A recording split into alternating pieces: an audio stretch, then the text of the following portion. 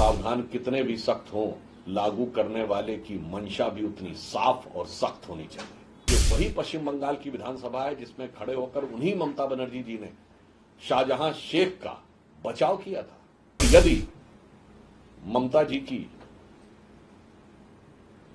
मंशा साफ और सख्त है तो वो कृपया बताएं कि उनके कार्यकाल में कितने फास्ट ट्रैक कोर्ट गठित हुए बलात्कार के मामलों को लेकर। भारतीय जनता पार्टी हर प्रकार के उस संशोधन के पक्ष में है जो महिलाओं को न्याय दिलाने के लिए सख्त कानूनी व्यवस्था का प्रावधान करे। बलात्कार के आरोपियों की सजा दुगनी करने का कानूनी प्रावधान हमारी सरकार ने किया है। नाबालिग बच्चियों के साथ बलात्कार होने पर मृत्युदंड का प्रावधान किया है।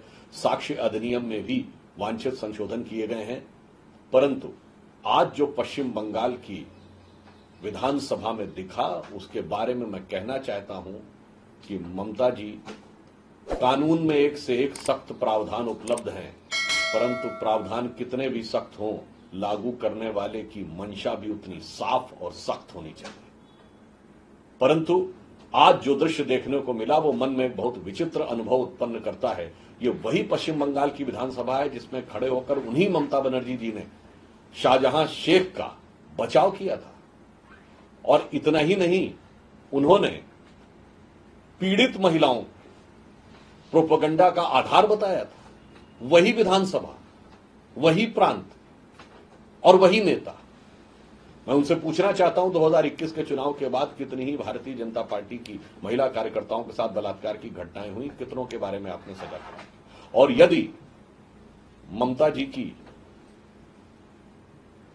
मंशा साफ और सख्त है तो वो कृपया बताएं कि उनके कार्यकाल में कितने फास्ट ट्रैक कोर्ट गठित हुए बलात्कार के मामलों को लेकर, जबकि निरंतर अनुरोध किया जाता रहा। नंबर 2, वो ये बताएं कि आज तक उन्होंने कितने केसेस में कन्विक्शन करा दिया है।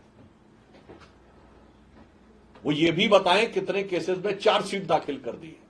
और वो ये भी बताएं कि इस आरजीकर मेडिकल कॉलेज के इस प्रकरण के संदर्भ में जिन लोगों ने कहा था कि उंगली तोड़ दी जाएगी, उन लोगों के बारे में क्या कार्रवाई की है। जिन लोगों ने यह कहा था कि ये सारे जो डॉक्टर हैं वो अन्यान्य कारणों से बैठे हुए हैं, जिन्होंने जाकर साक्ष्य नष्ट करने का प्रयास किया, उसके लिए आपने क्या कार्रवाई की थी। इससे यह लगता है कि उनकी मंशा सख्ती से महिलाओं के विरुद्ध किसी भी कानून को लागू करने की नहीं, अपितु इस घटना पे अपनी हो रही किरकिरी को बचाने की और ध्यान को भटकाने की अधिक प्रतीत होती है।